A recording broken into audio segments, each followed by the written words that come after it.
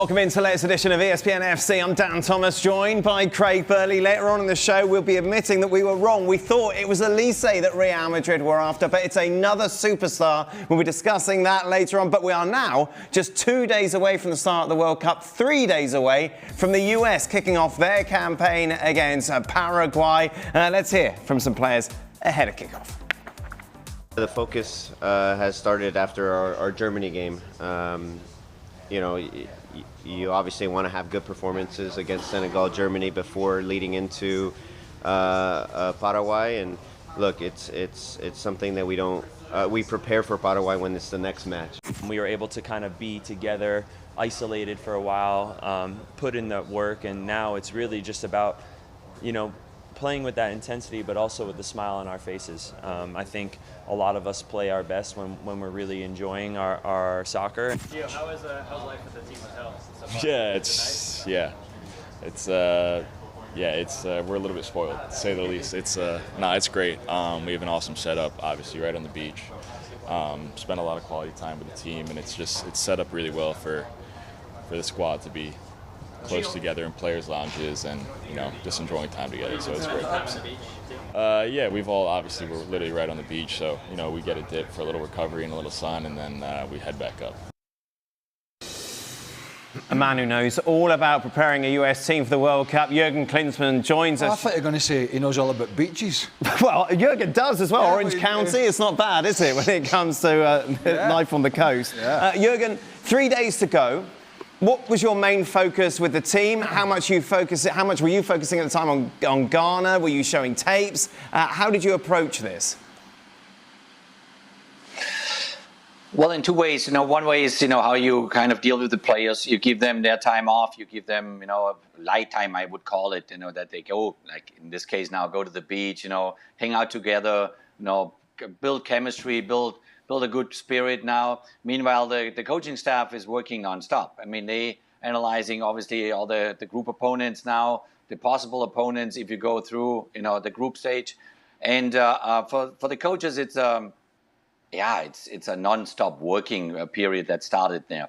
But I think it's important that the players always have the feeling that they can live a bit their own life, that it's not all about 1,000% soccer now, that there's opportunities there if they want to go somewhere shopping or if they want to have a coffee and go to a local coffee shop or whatever, that it's a good thing. And obviously they're going to get their work in and the training sessions. They got their 2 friendly games in now. They know a little bit more about themselves.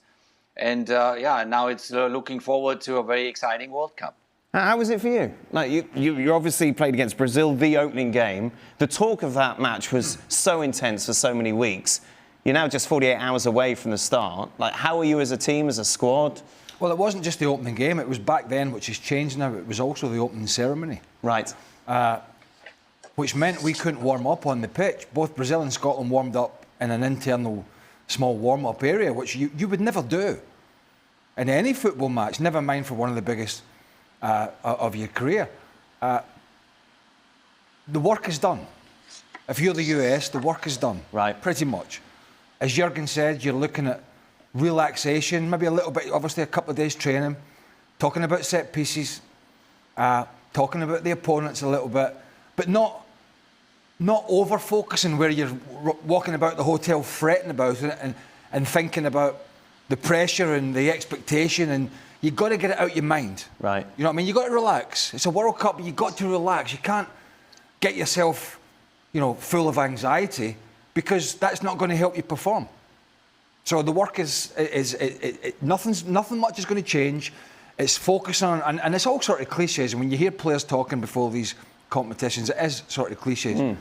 But you can't really do a lot more. Maybe, I don't know what the scenario is with Pochettino, whether he's telling the players early about team selection or whether he's going to wait. You must have known, though, I imagine, within your group. For example, from a personal stance, you knew you were starting that game? Yeah, the Scotland team pretty much at that point kind of picked itself. There was one spot in particular, well, there was 2 spots up for grabs. The goalkeeping position, which was Jim Leighton and Andy Gorham, and it went to Jim Leighton. In the Euros, it went to Andy Gorham 2 years earlier. Andy didn't take that well, he left camp. And the other one was Gary McAllister, did a cruciate. 6 months before the World Cup. He was the Scotland captain. So he was out. So the question was who was going to take that other slot. The other 9, barring injury, were pretty cemented. And that was a good place to be, because we knew what the team was going to be. We knew who was starting pretty much. And so you could focus on Brazil. And I dare say we were focusing on Brazil a little bit more than they were focusing on us, because it was that Brazilian team with Ronaldo, Rivaldo, Bebeto, Roberto Carlos, Dunga, Cafu, the list goes on. It was a brilliant side. But yeah, listen, I wished I was playing. I wished I was young enough to be playing again, because these are just great moments in your career. It's the biggest stage as a footballer. And hopefully, from your perspective as a player, whichever country you're playing for, it's one that you're going to remember. Jürgen, on the point of the starting 11, when did you tell your boys who was starting and who wasn't?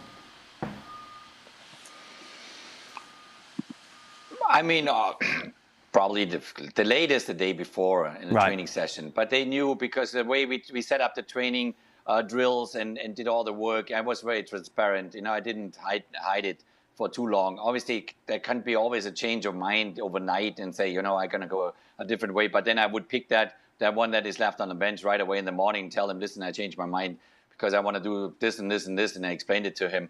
But we did that a day or two absolutely before the game. We're not waiting before driving with the bus then to the stadium. There are coaches, they do it, you know, in a team session and in a hotel just right before going on the bus.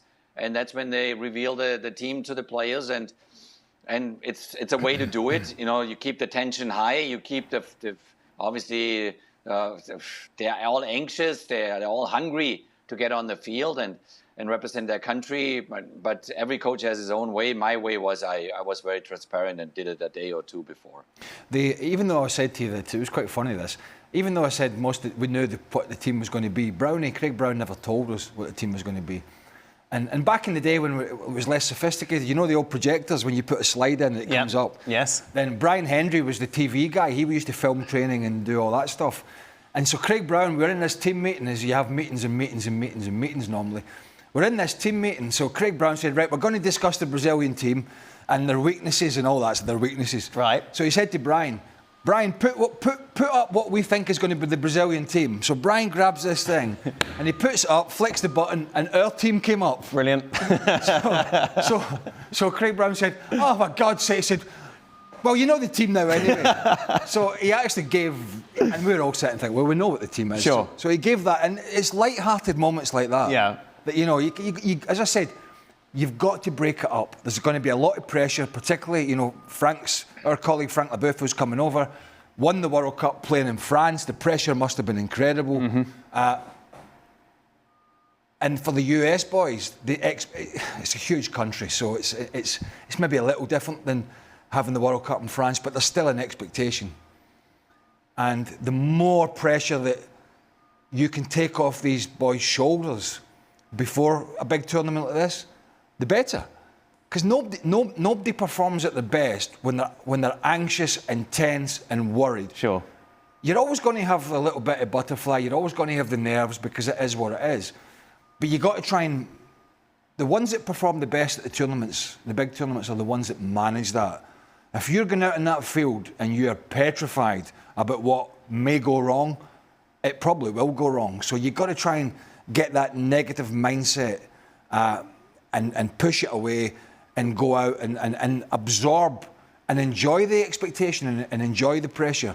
Because as I say, from Scotland's perspective, and this is not going to be the case for most teams, but that was '98. They are here.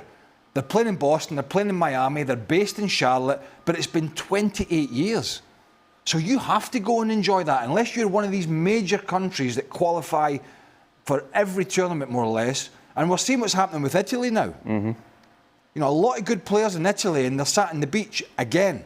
So you have to go out and enjoy it. When it comes along, you have to go and embrace it and enjoy it, because you never know if it's going to be your last or you're going to be fortunate to go to another one. Jürgen, I've had the privilege to work with many footballers, and it's obvious that their attention span isn't that long. How do you deal with the opponents and what you can learn about them? How do you drip feed that information to keep them interested? Well, you trigger the information about the opponent in days prior to the game, you know, until maybe 2 days before that then they should have all the information they need. And then obviously in training you do certain things on set pieces and you be aware of their strengths and weaknesses and all that stuff. But I think it's important then to let go. Right. The evening then before a game, you got to let the players prepare themselves the best way they are used to prepare themselves. I mean, they're all professionals. They're all players with experience. They're part of the best in the country. So they know how to best prepare themselves for a huge game like that. And I think the day of the game, I always call it, is the day of the emotions. You cannot overload them with information anymore. Not even in the locker room. If you want to feed them, I find it a funny thing. You see a lot of assistant coaches, hammering the sub players some information on set pieces and when they come into the field. You really think that after 30 seconds they remember what he just said to him? It's impossible. Because when you are full of emotions, when you are anxious, when you are pumped up like crazy, you just want to go out there and give your best, and it's not the moment anymore to feed him with information and tell him, where he should be in what situation, because the emotions, they're taking over, and that's, I think, how it should be. Jürgen, I imagine in training leading up to the big games, you could smell maybe, or you could feel some anxiety from certain players. How did you deal with that? Yeah, when you feel it, when you sense it, then you try to calm them down. Some of them, it could also be that some players, in the Germany case, we are sometimes a bit overconfident. We become a little bit arrogant, and then you gotta bring them down and tell them, listen, you haven't done anything yet. You still gotta beat that opponent. So come on down and refocus. Get yourself straight. So either way, you have to find the right balance with the players. You gotta feed them the information in the right way. Sometimes it's also necessary to get a little bit harsher and a bit louder. Could be too, but it's because everybody is different. Everybody takes the information differently, and that's the fascinating work of a coach in those moments. And obviously, to open up a World Cup, the first game for your country, and like Greg said, I mean, if you play in Brazil, oh my gosh, there's nothing bigger than playing Brazil in a World Cup. So I think it might be good to leave the player alone and to let him figure it out with himself. How emotional and how pumped up he wants to get on the field. Then, even though the whole of Scotland was watching that game, pretty much it was Brazil. They were the world champions, and the expectations were. We had a good side. Don't get me wrong. Most players were playing in the Premier League.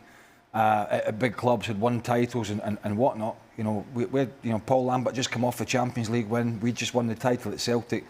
There's a lot of experience in that side, but expectations were that it was the other two games, Norway and Morocco. So there was a little bit of, there was a little bit of pressure taken off by the fact that who we were playing, but there was also the side of it, you're thinking, and I remember looking up after 20 minutes, and every time Ronaldo, Brazilian Ronaldo obviously, every time he picked the ball up, he was skipping past three players and the ball was whistling past Jim Leighton, who was diving across, and I'd never seen, I'd played with some great players like Zolas and Viallis and Ruud Hullets and all that, but this was something else. Yeah. This was something else. He was almost unstoppable. So the fact that the game was as tight was a bonus, but the expectation wasn't really there in that Brazil game. If we got anything, and we lost 2-1 to an own goal, but if we'd nicked a draw, they'd have been lauding that in Scotland.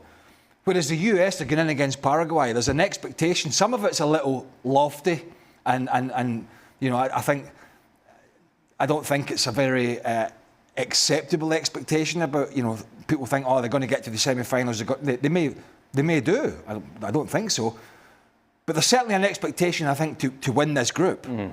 And that puts a pressure on that maybe if you're a smaller nation playing a juggernaut like Brazil, it's not quite there. Whereas I think everybody's just thinking that this US side, they should be just dusting this group down and winning it at ease. It doesn't always work out that way. It's interesting, Jürgen, when we were sat here in 2014 looking ahead to the US group, we think group of death here, this could be it. They could be home before the group stages. Obviously, you had Ghana and you had Portugal as well. Psychologically, how does that affect a team, if at all? Or was it kind of a bonus in a sense that because it was the group of death, there was almost a get out there? Yeah, I think we welcomed that situation in Brazil at the World Cup, because we knew, okay, the favorite obviously is Germany in the group, then Ronaldo with Portugal, then, the enemy of Ghana. But we just said, let's go and get on them and give them a real fight from the first moment on. And obviously we were thrilled, starting the game against Ghana with Clint Dempsey's fantastic goal after a minute. And we got so pumped up that we just saw, we thought, well, let's go to Manaus in the Amazon now and play Ronaldo. And I remember that team meeting there, I said to the guys, guys, do you really think that Ronaldo wants to come to Manaus to play the United States of America? You really think that he wants to be in the Amazon right now? So I said, let's make sure we send him home. He doesn't want to be there. And so it's so highly emotional. Every single match in a World Cup, and every match is so different and has its own story. And that's what is so fascinating, because now the players they will suck it all up. Now they will take every single second in and will remember every second of this World Cup. Now the next couple of weeks, how they lived through it, how their families lived through it, their friends, and every fan is the same way. And this is the fascinating part of a World Cup, is that you share memories for the rest of your life. I forgot about that there. You look at their group, it's Paraguay, Australia, yes, and Turkey. I've bit the bullet. And I forgot about that World Cup when Jurgen was in charge. Yeah. Nothing's ever easy. But you think about going in against Germany, Portugal and Ghana. Mm-hmm. Two juggernauts of European football, kind of. Certainly Germany is. And then Ghana from the continent of Africa. And then you look at this one here, that's maybe why the expectation is there. So that was an unbelievably... God, that was Landon Donovan, Julian Green. Oh, those were the days, Jurgen. Yeah, but the World Cup tells you all these stories. When we came after the 1990 World Cup as World Cup winners then to the United States, and we were honored to play the opening match in Chicago against Bolivia. And I was honored to score the first goal of the World Cup, and we won 1-0 against Bolivia. And then you realize after the game that actually nobody was watching your game. Nobody in the United States was watching your game, because a certain O.J. Simpson was on a car ride on the 405 freeway at the day exactly when we played the opening game with Bolivia. And then you read later on that 94 million or 95 million Americans were tuned into O.J. Simpson. And here goes your World Cup opening game with Bolivia, you scoring the first goal, but nobody knew it. You're so right, Jurgen, about World Cup being moments that we remember for generations to come. And of course, we'll be covering it right from the start here on ESPN.